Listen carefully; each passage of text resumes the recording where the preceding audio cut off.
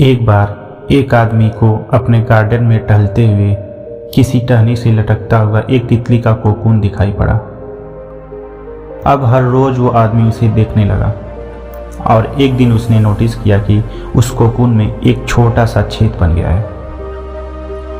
उस दिन वो वहीं बैठ गया और घंटों उसे देखता रहा। उसने देखा कि तितली उस खोल से बाहर निकलने की बहुत कोशिश कर रही है, पर बहुत देर तक प्रयास करने के बाद भी वो उस छेद से नहीं निकल पाई और फिर वो बिल्कुल शांत हो गई, मानो उसने हार मान ली हो।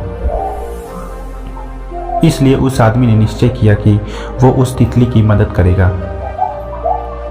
उसने एक कैंची उठाई और कोकून की ओपनिंग को इतना बड़ा कर दिया कि वो तितली आसानी से बाहर निकल सके। और यही हुआ।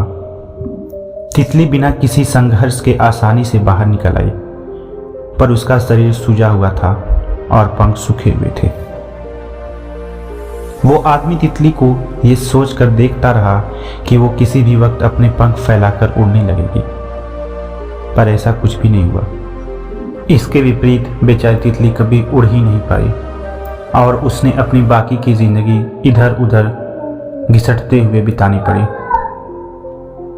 वो आदमी अपनी दया और जल्दबाजी में ये नहीं समझ पाया कि दरअसल कोकून से निकलने की प्रक्रिया को प्रकृति ने इतना कठिन इसलिए बनाया है ताकि ऐसा करने से तितली के शरीर में मौजूद तरल उसके पंखों में पहुंच सके और वो छेद से बाहर निकलते ही उड़ सके। वास्तव में कभी कभी हमारे जीवन में संघर्ष ही वो चीज होती है जिसकी हमें सचमुच आवश्यकता होती है। यदि हम बिना किसी स्ट्रगल के सब कुछ पाने लगे तो हम भी एक अपंग के समान हो जाएंगे।